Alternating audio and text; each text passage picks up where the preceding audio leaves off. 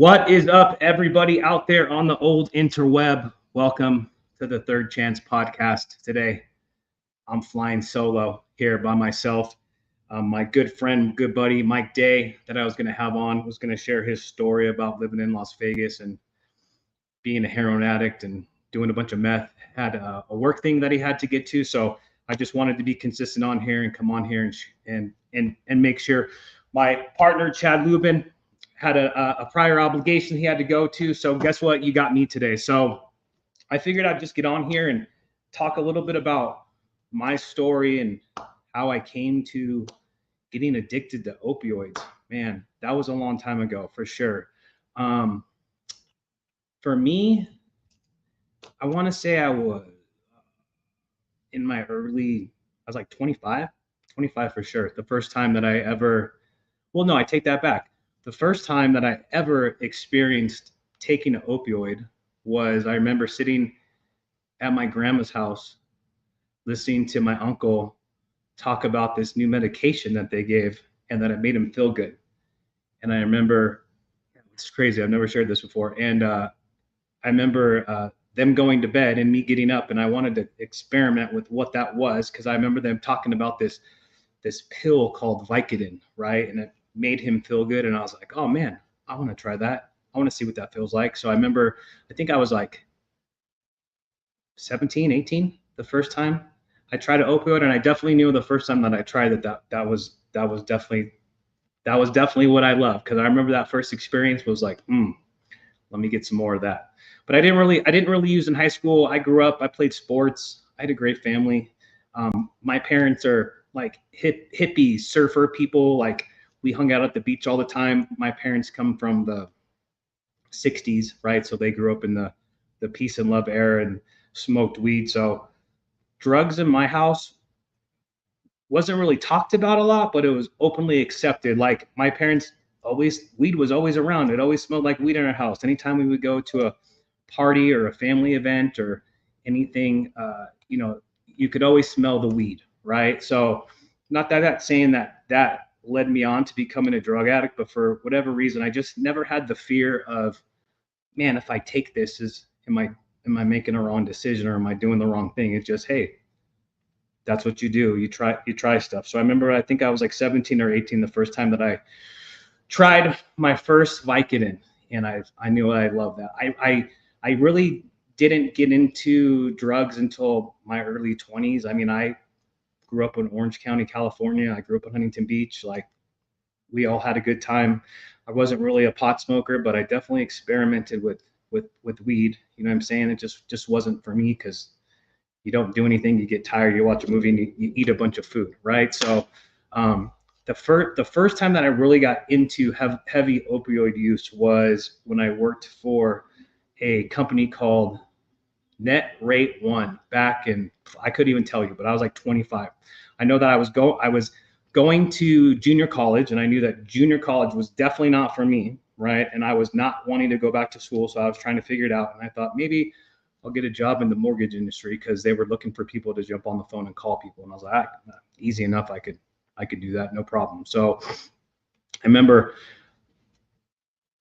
I've always just connected with people. I've always just been able to, be friends with everybody. Everybody loves Jeff, right? He's the fun dude. And through connecting with people at work, I remember connecting with some people, and I remember them one day, they were using pills. I really didn't know what that was. And then I remember them telling me it was like Norco or Vicodin. I was like, oh, dude, I like those. How do I get those? And so that's kind of how it started. It started with just simple, easy experimenting, wanting to do something different. Like, we used to have these long ass meetings, and they were super boring. And I remember, like, I would take 2 Vicodin, and I was like, dude, I love this. This is good. I'll sit at this meeting all day and think that I'm a badass. And then that eventually turned into, really quick, within, I would say, less than a year, to where I was purchasing pills, right? I wasn't using every day, but I was taking a lot of Vicodin for sure. They were easy to get. I mean, basically I had to make one phone call. I didn't go like the doctor route. I wasn't like going through doctors. So I was buying them off the street for sure. Just connecting with people. And then I remember getting into I wouldn't say a relationship, but connecting with somebody that had unlimited access to pills, to Vicodin, Norcos, Vicodin, anything that you wanted to. And that was fun for a couple years. And then that turned into me buying 500 Vicodin, a gigantic bottle like you would get from the pharmacies would order. I don't know how they were able to access that stuff, but I didn't care. So I remember being able to like buy a bottle of 500 Vicodin. And at the time they were like 50 cents a piece. So super affordable. Horrible decision on my part. And then that quickly turned into, me working for this mortgage company and jumping around to another mortgage company and starting to do good. I really didn't know what I wanted to do. I just had a job to have a job. But that quickly turned into me taking 10 Vicodin at a time, 3 or 4 times a day. So you can see how quickly that turned into a horrible, horrible addiction with Vicodin.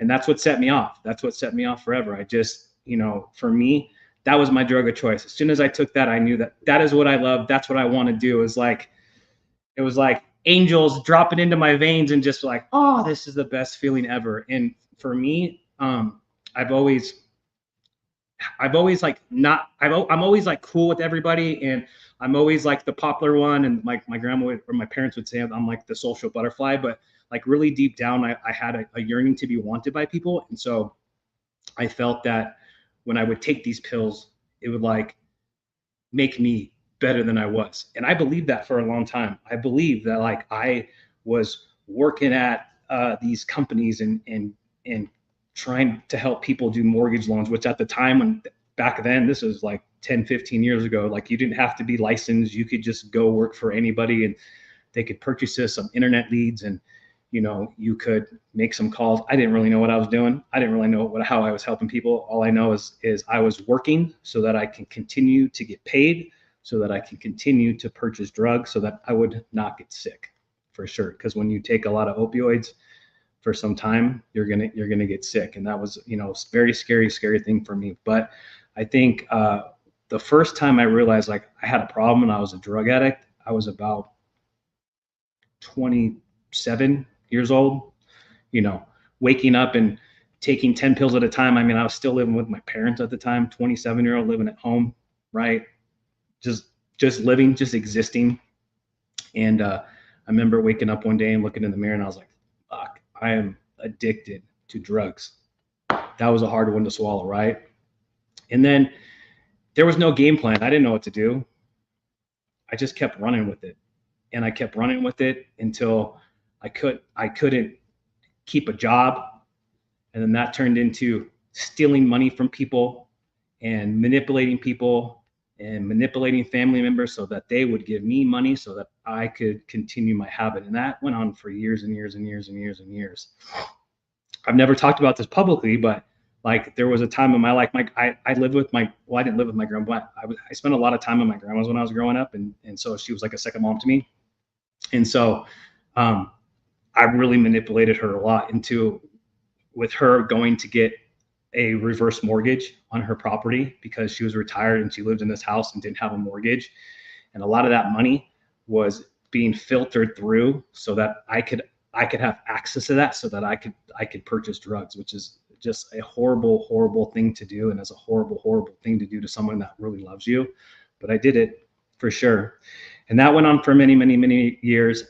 It didn't get like to like me going into like heroin or anything, or like heavier pills into progress later in life, but it always started with the Vicodin.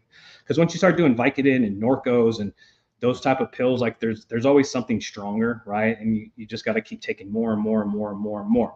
I do know when I was 27 though, I came to a point and I was like, I couldn't hold a job down. Well, never mind. I still had a job, but I was like being a horrible employee, right? And I knew that I needed to get some help. So that was like the first time. I think I was 27 or 28 when I told my parents for the first time that I'm a drug addict and I need help. And my parents for sure went to bat for me. My mom is she owns hair salons in assisted living homes all over Orange County. So she's connected pretty well in Orange County. And through one of her connections, she got me into a rehab in Newport Beach, which I didn't really want to go to that. I just did what I said I would do, or where I needed to go, because I didn't want to get kicked out of the house, or I didn't want to be living on the street, because nobody was going to keep me, in wherever I was. But I went to rehab for the first time when I was 27. And I know I was there for 30 days, and that sucked. That was the first time that I got experience to what's called Suboxone. Suboxone's a drug or Suboxone or methadone is a drug that you would need to go to the doctor to go see, which is a horrible drug. It's the worst drug ever. I don't know exactly what it does, but I know with the receptors in your brain, it makes it, when you take that drug, you don't get high, right? But it makes your body think or that you are still using. And so I remember getting on Suboxone and being like, all right, cool, this is great, and not going through the withdrawal symptoms at all. And I remember figuring out, hey, I could use Suboxone, right, and not get sick, and then also use drugs over here, right? So that ended up becoming a horrible situation too, because I was abusing Suboxone, because nobody was like, I just would go to the doctor, and the doctor would prescribe me X amount of whatever Suboxone. They come on these strips, and you put these strips on your tongue, and they would give me like freaking 90 strips, and you can abuse anything. You could take 2 Suboxone, and it's supposedly not supposed to make you high, but it's going to make you feel good. So I went through this long period of time where I was using opioids, and then I was using Suboxone to not be sick, so I could try to hold a job, right? Because once you come off opiates for maybe 21 days, you're going to fucking feel horrible.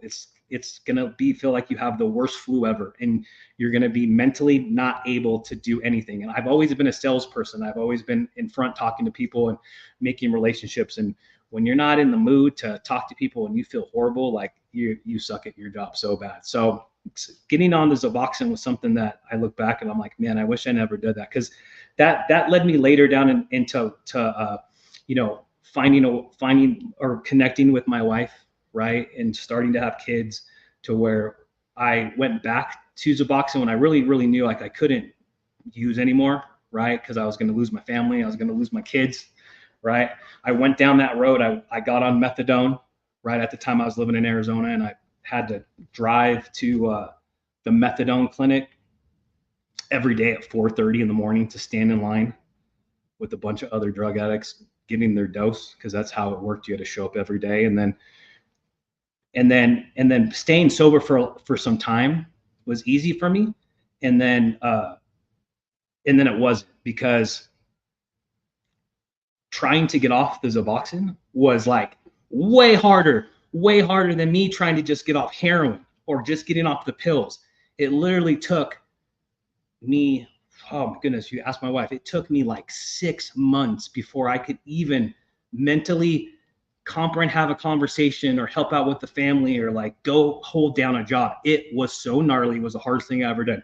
And to be fair, with this getting down with the Suboxone, like I even, because at that time my wife knew I was on Suboxone, right? So like we were preparing for me to stop using it, because it was time. Like I'm, not using every day. I've been sober for some time, but I'm still using this medication. And we would cut down the medication, like literally I would cut it in 4s, and then I would cut it again, and then I'd cut it again. And like the little tablet or the little strip was so little, I'd look in the mirror and I'd put it on my tongue. It was so tiny, and that drug is so powerful. So if you're out there and you're thinking about, trying to get sober, I think there's medication that's good medication for everybody, but you should not be on Suboxone. You should not be on methadone for more than you need. Because I was on it for like a year and a half, and it was literally the hardest thing for me to get off. Super, super crazy hard. Yeah. So, yeah, man, my journey's been crazy. I went from full-blown drug addict to getting sober to using again to full-blown drug addict to getting sober again to losing my wife, potentially losing my kids, ODing in front of my kids. It took me a long time to figure it out, to where I was like, dude, I cannot do this anymore. I cannot continue to like put my family, I cannot continue to put myself in the situations especially with how the drugs are today with fentanyl. Because the way I didn't go to the doctor, I didn't go see a doctor, and I didn't go, doctor shop. I would buy drugs off the street, and now drugs off the street are laced with, it just takes one pill, and you don't wake up again, and you're not on this planet anymore. So I'm super blessed in that regards that I did figure it out when I did, but it's been a long road for me, and I appreciate everybody like coming on here and listening to, because me and Chad, we through sobriety, that's how we met. Feel like we're doing something great for the community and getting the word out there, because there's this stigma of drug addicts being pieces of shit and not finding happiness and not finding love and not finding success and not finding wealth. It's there. It's always been there. But if you want to, you got to be willing to want to do the work, right? So back to my story. Where was I? So I think 27, using opioids, running through, stealing money from people. I had a long-term relationship that ended because of drugs, put her through horrible situations with it. And then I decided, like, I'm gonna quit, right? And I went put myself into a hotel, and I got sober, and I did it because I was like, I'm not living in Orange County anymore. I'm moving out of here. I'm leaving. I'm gonna freaking leave. So I literally woke up one day, and I remember at the time I went on Craigslist. Used to be able to go to Craigslist and look for jobs. I saw this job. It said credit repair specialist, Colorado. I was like, dude, that's for me, right? And the ad said, please call XYZ number. Do not send a resume. So I called this number, and this dude, Patrick Sharoni, answered and was like, dude, you're the only person that like followed the directions. I'm like, hey, listen, I was in the lending business before. I really didn't know what I was doing. Like, I'd love to find out more. He's like, listen, I sent him my resume, and he's like, you sound great, but you're in California, I'm in Colorado. And I'm like, dude, I'll pack my truck and I'll leave. And thank goodness I had great parents, because my mom gave me a bunch of gas cards. They let me pack my F-150, and I bounced, and I went to Colorado to go live with my cousins. And that was great. I found some sobriety there, because I didn't know anybody. I didn't know where to go get drugs. I didn't know who to connect with. But if you're not working on yourself, and you're not working on trying to figure out the reasons why you use drugs to begin with, you're just going to go right back into the same situation. So I moved myself to Colorado, and I was working for this company called Continental Credit, and I was traveling all over the US, and I was meeting with mortgage lenders, because I was the guy that, I wanted the mortgage lenders to send their credit restoration people, or people with bad credit, so that we could help them and send them back. And that was great for some time. And then for me, I get bored. I just get bored with what's going on, and I want something more. I want some more excitement. So like, I remember Arizona was one of my territories, and just I would be in Arizona I'd be living in a hotel. I lived in a casino, Wild Horse Pass Casino. That's where I stayed, because I could stay at the same place, right? In Arizona, I'd live in this casino for a week, and I would go out and I'd meet with mortgage lenders, and then I'd come back to Colorado. And I remember like doing really, really good and building this business and making these great relationships with these lenders in Arizona that I still talk to today.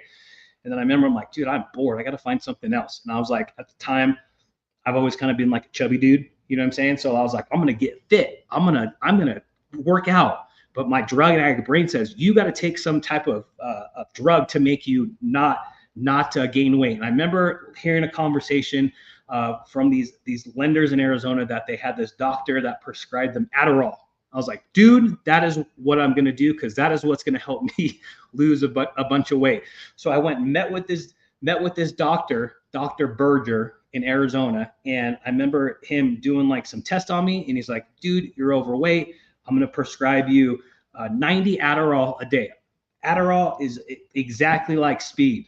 Like, you're basically taking fucking speed. That's what that is. And he gave me 3 90 milligrams. This is crazy the 90 milligram tablets a day. So I was like out of my mind. I never really experimented with speed or meth until I felt that. And I was like, this is great. But the problem is that turned right back into drug addiction with opioids. I just was like literally out of my head on speed every day, losing a bunch of weight, right? Having a great time, meeting everybody. And then I went right back and I'm like, hey, doctor, I don't know. I made up some crazy story. I think I told him I play rugby and that I was working out with my rugby team and I was doing deadlifts and I hurt my back and I was like, oh, I can't walk. Please help me. And fucker dude prescribed me more Vicodin. He actually gave me oxycodone and he would give me 120 at a time. Damn, crazy, right? So that's what got me back into the heavy drug use, right? And then that led into just doing some horrible, stupid shit. I remember one of my territories was New Mexico, and I remember going to New Mexico, and I was like, I'm gonna stay there for 2 weeks, and I'm gonna stay there over the weekend. And I had some buddies that lived in Las Vegas at the time, and I'm like, I'm gonna drive from New Mexico because I'm an idiot, and I thought Las Vegas, Nevada was, or Las Vegas, New Mexico was Las Vegas, Nevada. I said it was like 150 miles away, which is in reality was like 450 miles away, right? So I remember going just out of my head on speed, driving to Vegas, right, like a retard. Coming into Las Vegas, that wasn't fun. And then I remember connecting with some of my friends from Orange County because I thought that was a good idea. And I drove to Orange County, and that's like the first time that I experimented with meth. And like it was so strong meth that I was literally out of my head that I forgot what day it was. And I don't even know, I was like a zombie, right? Long story short, I had to have my mom. Well, I didn't have to have my mom. My mom chose to drive me in the middle of the night from Orange County, California, all the way to Santa Fe, New Mexico, because she didn't want me to lose my job. Because I was like, I'm here in Orange County and I got this rental car from this company. I'm like, fuck it. I'm just going to quit. I'm not even going to go back. It's all good. I'll figure it out. My mom's like, hell no, dude, get in the car. And I remember I'd been up for days and I slept in this car. My mom drove me all the way from Orange County to Santa Fe so I didn't lose my job. Crazy, right? And again, it's always going back to the opioids because I wasn't working on myself to figure out why I was doing what I was doing. And that progressed for a long time. And then like I was really good at hiding my drug use for a long time until I met my wife, because my wife is literally the only person ever in my whole life ever to be like, dude, you're high right now. You're on drugs. Because I've always been able to hide it. Nobody ever knew that I was doing drugs. I just was good at hiding it, I guess, until I met my wife. And it took me a long time to realize like you can't be using off and on. Like I would stay sober, get high, stay sober, get high. And it's tough when you find a spouse and then you get married and then you share bank accounts and then you have a drug addict mind that's never really looked into the reasons why he's a drug addict. And you're trying to figure out all these crazy ways on how I can go get some money from here or over here so I can buy drugs. And then that kind of led me into a situation where like I took too much, and like I say I OD'd. I mean, I basically took too much. I fell asleep. I woke up. So I'm lucky that I woke up right in front of my kids, and that was the time that I knew, like, dude, I got to figure this out. I can't do that anymore. And so that was the first time that I ever decided that I was gonna go try NA, right? And I did, and I had a huge ego, right? And I was like, this is not for me. I don't need to go do AA. If I'm going to stop doing drugs, I'm going to stop. And it never stopped. It's from my, early 20s all the way into my late 30s, right? But what I'm saying is I did it secretly. I didn't tell anybody. I found a meeting that was close enough to me that I could go on my lunch break. So nobody had to know, because I was like, I'm going to try this, right? I don't want to lose my wife or my kids. Kind of like a half-ass. I'm gonna try this. And for whatever reason, I walked into an AA meeting, which I'm not an alcoholic. I'm a drug addict. And it was called Brunch for Lunch. It was at 12:30. It was at this place called Solutions Recovery off Rainbow in Las Vegas. And it was just a 45-minute meeting, and I could sit there and I could get back from lunch, and nobody would knew what I was doing. And for whatever reason, that was the first time that I was like, I connected with people that were sober. That for whatever reason, this meeting had been going on for like, I don't know, 30 years. It's like the oldest AA meeting in Las Vegas, and they've always met at the same time. And so there was guys in there that had been sober for like 40 years. I was like, holy shit, that's crazy, 40 years. And I just knew I needed to make a change. And so that was the first time I just like, I didn't fight it. I just was like, all right, I'm going to listen to what these guys have to say. And that turns into finding a sponsor and going through the steps and making amends. And that is a long process, but that's the process that got me to where I am today. And I mean, this year I'm coming up on 6 years being clean and sober from opioids, from anything, right? It is a long journey. And they say we have an uncurable brain disease. And I wish I don't know if it would have stuck with me, but I wish I could have like found the rooms of AA and NA a little bit earlier. I mean, I used to go to AA and NA. I just would go because I had to go, right? But I never like said, listen, I'm going to give this a shot, because that's what really like jumped off my sobriety and, you know, me growing as a man and growing as a human and knowing I didn't want to do that anymore. But yeah, this is I didn't choose to be a drug addict, for sure. I didn't put those pills in my mouth when I was 27 and say, this is the one I want to do for a living.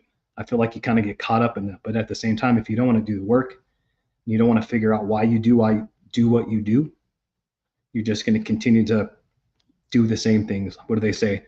The definition of insanity is doing the same things and thinking you're going to get a different result, right? Like that's what I literally did for 15 years. So my story is my story. I wouldn't be where I'm at now if it wasn't for that story. So if you're watching this, listen, we're here to help. I would much rather take your phone call at 3 o'clock in the morning, go talk to you, give you support, than have to go to your funeral. And there is life after addiction if you want it. We do find love. We do find happiness. We do find financial freedom. You got to put the work in to get there. But if you put the work in there, I promise it will all work out. If I can do it, if Chad can do it, you can do it too. So I appreciate you guys taking the time to listen to this. If anybody was listening to this, we'll be back next week. I'm going to have Mike Day back on here. He's got a great story, man. He's a local Vegas dude, runs an amazing business, was, you know, using meth 14, heroin forever, and figured it out, and has a beautiful life and a beautiful wife and a beautiful business. And you could have the same thing if you want it. So first step is admitting you got a problem. We have the resources to help you.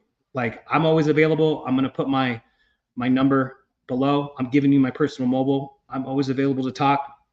You need somebody to talk to, I'm your guy, right? I love you guys. Appreciate it. Thanks for taking my time to watch this, and I'll talk to you guys later.